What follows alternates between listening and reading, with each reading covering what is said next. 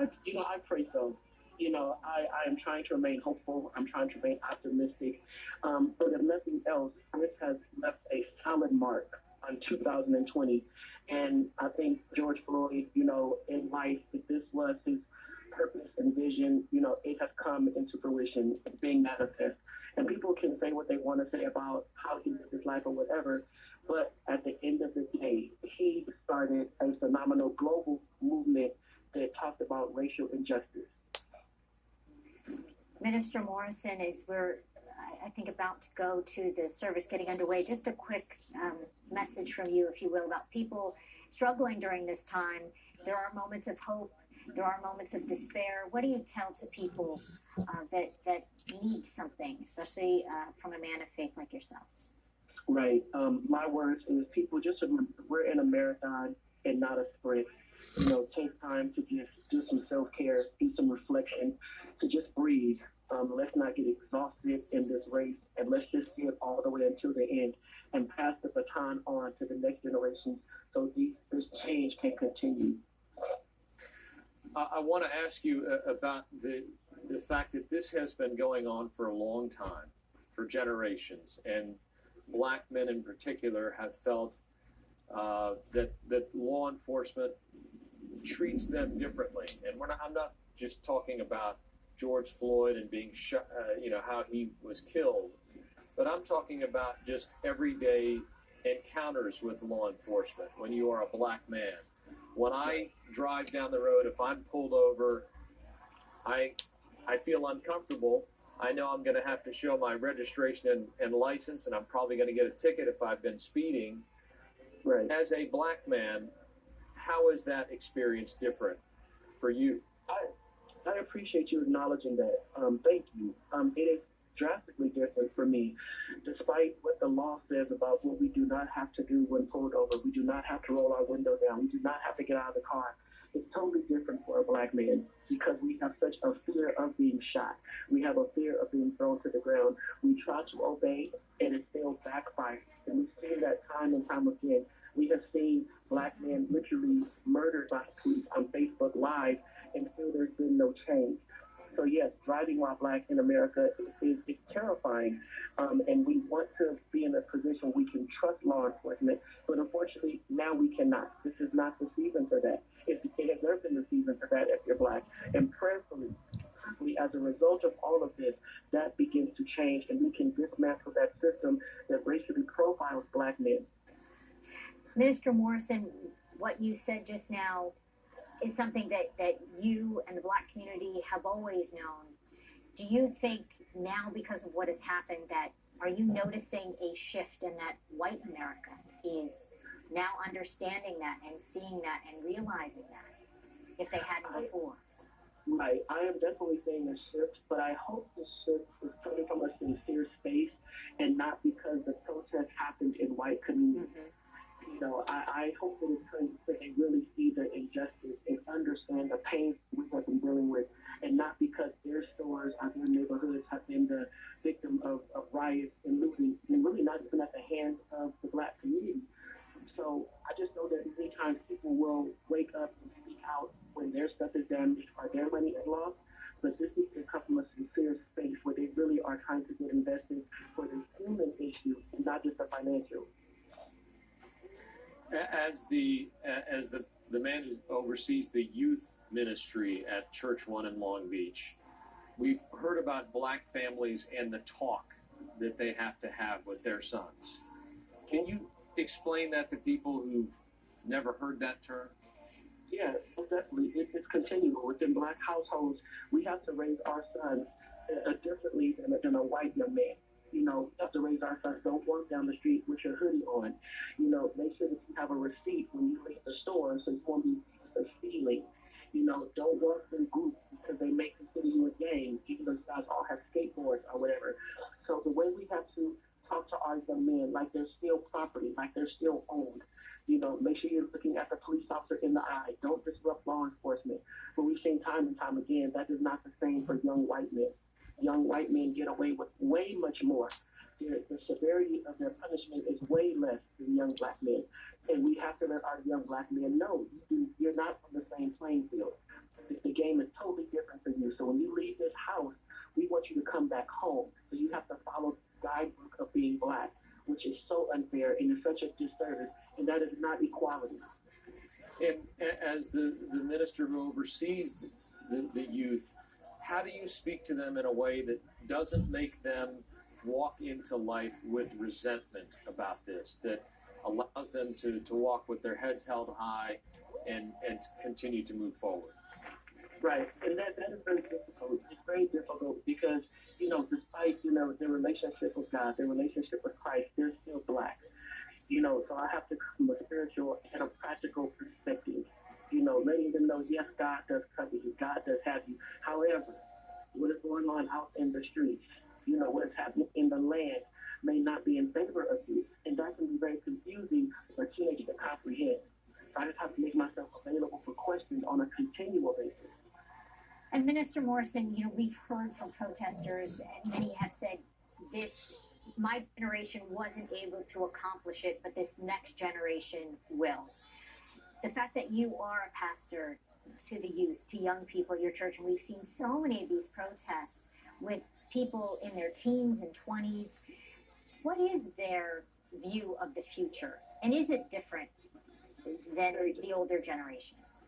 Very different. They're way more radical. They're social media savvy.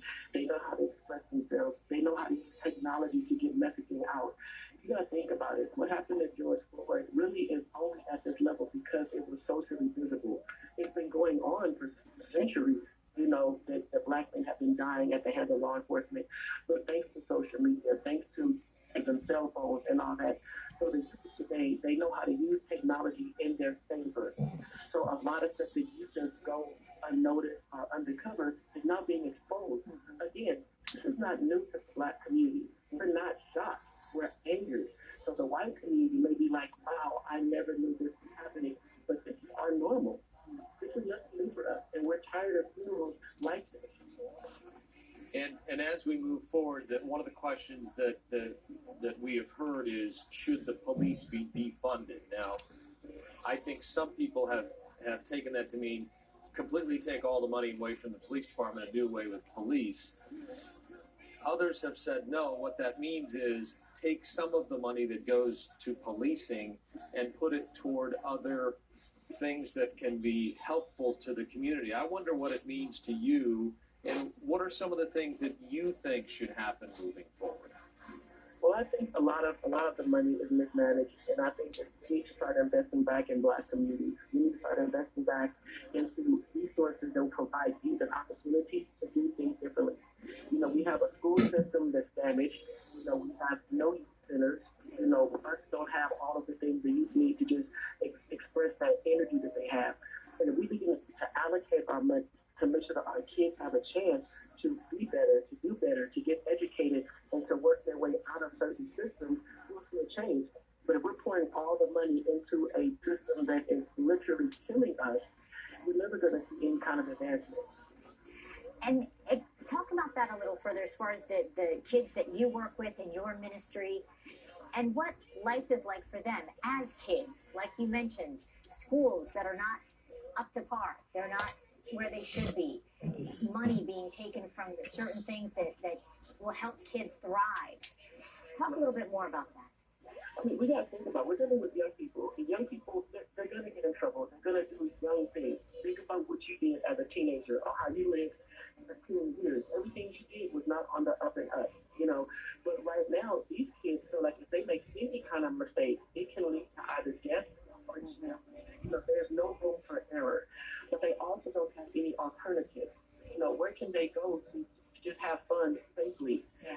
Where are those safe places? Where's the Boys and Girls Club? Where's the YMCA? Where are those centers that really can allow kids to tap into those hidden talents that they don't know they have? They don't exist in the hood. They don't exist in certain communities where the money is not being funneled. Mm-hmm. So they're not given a chance to better themselves. They're not given a chance to even be that positive role model that we keep telling them they can be.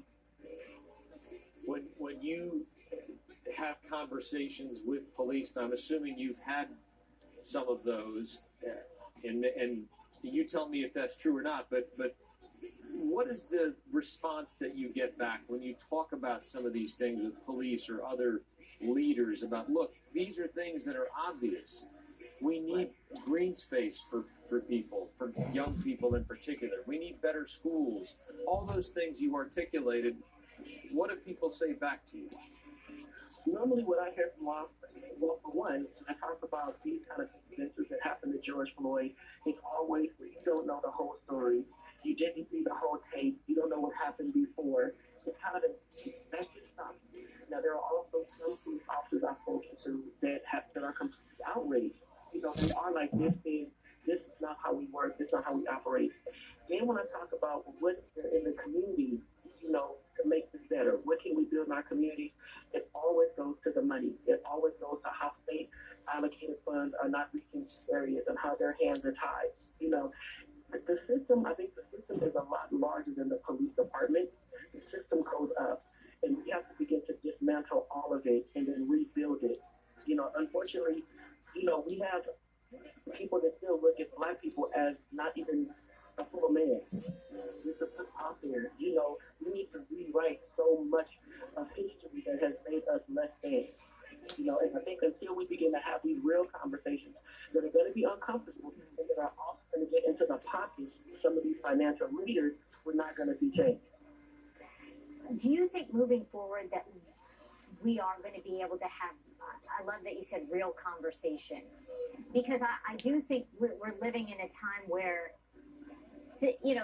people say we want to have real conversation, but then whether people are afraid to say how they feel or don't feel the other side won't listen or whatever it may be. Do you think that we can, moving forward, really have real, honest conversation and that'll eventually lead to progress? I think so, but I think we have to know timing. Yeah. Right now, we're in the midst of grief, major grief and trauma. Like, we're sitting here talking as a funeral is going on for a man that was slain by the police. We have to let some time pass and we can get beyond the funeral, beyond the repast, and we can kind of sit in it for a minute and then come back to the table after taking a long, hard, deep breath and then have open, honest dialogue with individuals that are going to hold themselves accountable for what happened and remove all the excuses. I think the problem is we try to have these conversations when everyone's temperature is on 2,000 and everyone's in a fight and everyone is ready to curse the other person out. We have to breathe before we come back together and try to bring about change. Because right now we're still in a very heated moment. We're still grieving. We still have the loss of our loved one that I'm watching right now on the screen. And it's difficult. It's very toxic right now. We can't have a healthy conversation right now. It's too much high energy. That's a really good point. I also think it's important to point out, and you touched on this, Minister Morrison, which is that this idea that some of the officers that you speak with see the issues and say that's not representative of who I am as an officer or who my partner is or people that I've worked with, some of these injustices that we're talking about.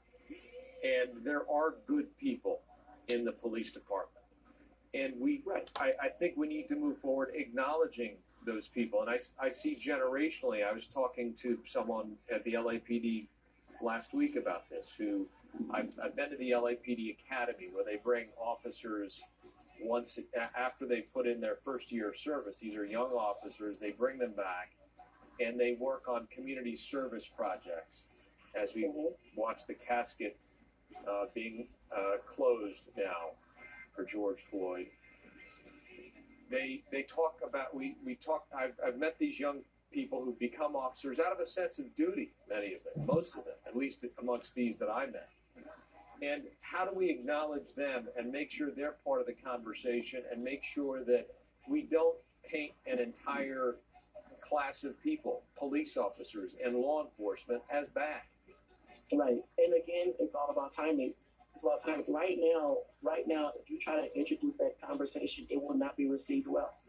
Right now, as a Black man, if I try to stand up and say, wait, you guys, there are some good cops out there, I will lose a lot of credibility, unfortunately, because the topic right now is bad cops. And we have to stay on topic, and we can't keep, avoiding the conversation of these bad cops that are out there, these law enforcement officials that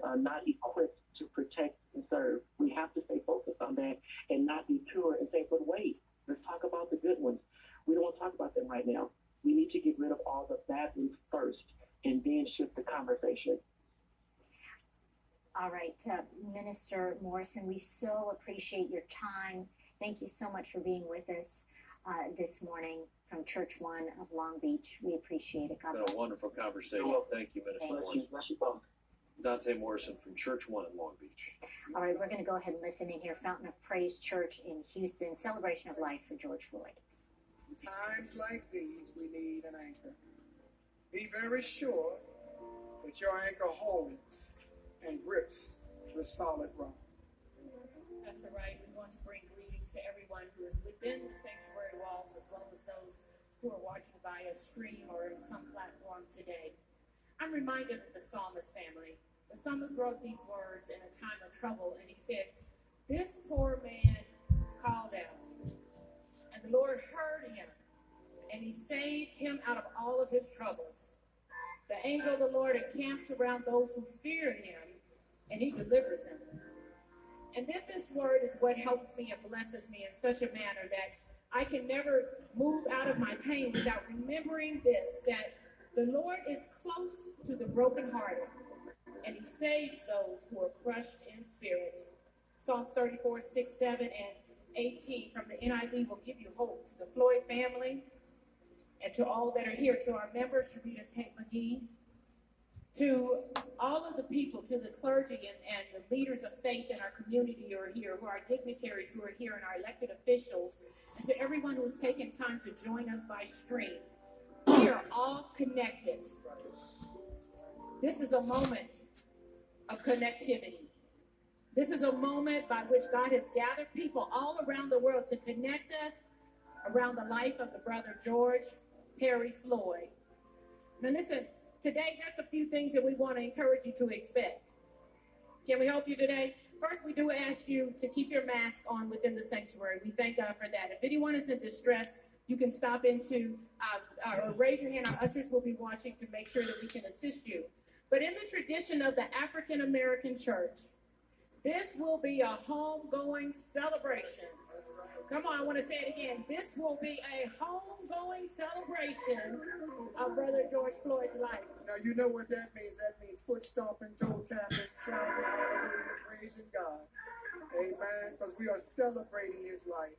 But just before we begin this homegoing celebration, let me just thank publicly all of those people that helped to make this come to pass. I want to begin with Esquire Benjamin Crump.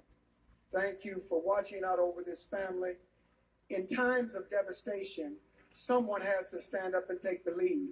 And thank God that you've done just that, brother. And then also the Reverend Al Sharpton. Thank you for, through North Carolina and Minneapolis, continuing to sound the trumpet and let people know that this is about injustice and we want to see justice served. And then locally, I want to thank our mayor and Mayor Pro Tem, who've done such a wonderful job in making all the resources of this city available to have the reviewing yesterday. As a matter of fact, we had a viewing yesterday with tens of thousands of people that came through these doors. And it came off without a hitch because we made sure HPD was here and the fire department was here and people were here, EMT specialists were here. We had people here from everywhere. They were giving out water. For all of those of you that donated your services, your resources, we want to thank you. On behalf of this family, we thank you, thank you, thank you. To Brother George Anderson, who was our chief operating officer of this church, and Brother Dallas Jones, working together in tandem to make sure everything was pulled together. Thank you. This is an enormous task. This is a gigantic responsibility. And for people that look at it and think, well, you know, I wouldn't have done it this way. You don't know how you would have done it if you had this many people. This many people funneling through your doors. But thank God we didn't have any problems. Everybody was respectful. Everybody was sensitive to what the family is facing. And we're just glad to know that we have such a great team here in Houston. And so I think it's ready for us to have some church. It's time for us to have church. Yeah. It's time for us to celebrate his life. We may weep, we may mourn, we'll be comforted, and we will find hope. That is for sure. We want to follow the program that is already printed, but for those who do not have programs, the musical selection will be led by Pastor Kim Burrell and this Houston aggregate of singers, amen, who have blessed us already. We are so delighted to have them here. Reverend Arthur Rucker of Fountain of Praise will do a part of the scriptural reading, the Old Testament Reverend Gusta Booker, who is Pastor Emeritus of Greater St. Matthew Baptist Church here in Houston, Texas, will do the New Testament reading, and Reverend Dr. Mary White, who leads the prison ministry here at the Fountain of Praise. She will offer prayer of comfort to the family. After which there will be a video montage that I think all of you will enjoy. So in that order, we're asking them to come now. Someone say amen.